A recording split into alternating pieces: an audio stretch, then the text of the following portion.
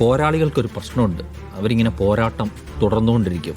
അവർക്ക് മാത്രം അവർ തോക്കാൻ പോവുകയാണ് എന്നത് ചിലപ്പോൾ മനസ്സിലാവില്ല. ചിലപ്പം തോറ്റു കഴിഞ്ഞാലും തോറ്റു എന്നത് അംഗീകരിക്കാൻ ബുദ്ധിമുട്ടായിരിക്കും. അത്തരം സ്വഭാവ സവിശേഷതകൾ അൻവറിന് ഇപ്പോഴുമുണ്ട്. പക്ഷെ അൻവറിൻ്റെ ആത്മവിശ്വാസത്തിന് അൻവർ സ്വന്തമായി കൊണ്ടു നടക്കുന്ന ചില ഘടകങ്ങൾ ഉണ്ടാകാം ബേപ്പൂരിൽ എന്ന് വിശ്വസിക്കുന്ന ഒരാളാണ് ഞാൻ. അതിനർത്ഥം അൻവർ ജയിക്കുമെന്നല്ല, 9-10 തന്നെ തോൽവിയിലേക്ക് നീങ്ങുന്നു എന്ന സൂചന വരാൻ സാധ്യതയുള്ള മണ്ഡലമാണ് ബേപ്പൂർ. അതായത് PV അൻവർ ജയിച്ചു കയറാൻ ഒരു സാധ്യതയും ഞാൻ ഈ ഘട്ടത്തിൽ കൽപ്പിക്കുന്നില്ല. പക്ഷെ അൻവറിൻ്റെ ആത്മവിശ്വാസം അത് ആ മണ്ഡലത്തിൻ്റെ സ്വഭാവം എന്ന് പറഞ്ഞാൽ നമ്മളെല്ലാവരും പറഞ്ഞു LDFന് വലിയ അടിത്തറയുള്ള മണ്ഡലം.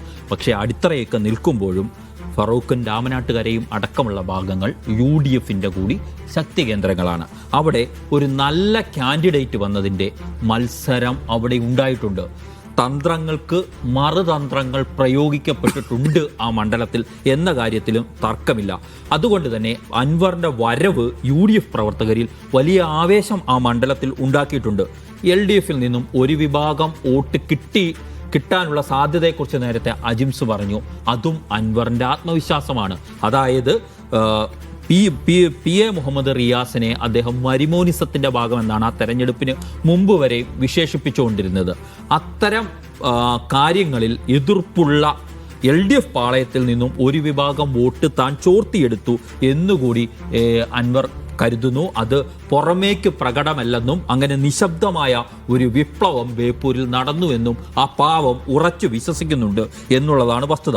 മറ്റൊന്ന്, അവിടെ സാധാരണഗതിയിൽ ലീഗും കോൺഗ്രസും തമ്മിൽ അങ്ങോട്ടും ഇങ്ങോട്ടും പാരപണിയുക എന്നൊരു ഏർപ്പാട് നടക്കുന്ന മണ്ഡലമാണ് ബേപ്പൂര്. പക്ഷേ ഇത്തവണ അതില്ലാത്ത വിധമുള്ള ഏകോപിതമായ വർക്ക് ലീഗിൻ്റെയും കോൺഗ്രസിൻ്റെയും ഭാഗത്തുനിന്ന് ഉണ്ടായിട്ടുണ്ട്. പിന്നെ ഇപ്പോൾ ഒരു തരംഗത്തിൻ്റെ ഭാഗമായി ഒരു ന്യൂനപക്ഷ കൺസോൾട്ടേഷൻ ഉണ്ടായാൽ അതുകൂടി തനിക്ക് ഗുണം ചെയ്യുമെന്ന് അൻവർ വിശ്വസിക്കുന്നു. അൻവർ തന്നെ പറഞ്ഞു വെക്കുന്നുണ്ട്, കാന്തപുരം വിഭാഗത്തിൻ്റെ അടക്കം വോട്ട് തനിക്ക് കിട്ടി എന്ന് അൻവർ കരുതുന്നു. ഒപ്പം BJPക്ക് സ്വാധീനമുള്ള, BJPക്ക് ഗണ്യമായ വോട്ടുള്ള മണ്ഡലമാണ്. അങ്ങനെയുള്ള മാറാടക്കമുള്ള പ്രദേശങ്ങൾ കൂടി ഉൾപ്പെടുന്നുണ്ട് ഈ മണ്ഡലത്തിൽ. അവിടെ നിന്നും റിയാസിനെതിരായി കുറച്ച് വോട്ടുകൾ BJPയിൽ നിന്നുകൂടി തനിക്ക് കിട്ടി എന്ന് അൻവർ കരുതുന്നുണ്ട്. ഇങ്ങനെ ഒപ്പം തന്നെ അൻവർ വിശ്വസിക്കുന്നു, VD സതീശൻ വന്നിട്ട് അൻവർ ജയിച്ചാൽ മന്ത്രിയാകും എന്നൊക്കെ പ്രഖ്യാപിച്ചിരുന്നു. ഇതൊക്കെ തനിക്ക് ഗുണം ചെയ്തിട്ടുണ്ട്. ഇങ്ങനെ പലവിധ ഫാക്ടറുകൾ ഗുണം ചെയ്തു എന്ന് പാവം ഉറച്ചു വിശ്വസിച്ചിട്ടാണ് വിജയിക്കുമെന്ന കണക്കുകൾ നിരത്തുന്നത്. പക്ഷേ കണക്കുകൾ നമ്മൾ പരിശോധിച്ചാലും അവിടുത്തെ ഒരു വോട്ടിംഗ് പാറ്റേണുകൾ പരിശോധിച്ചാലും ഈ വിശ്വാസം നടപ്പാകാൻ സാധ്യതയില്ല.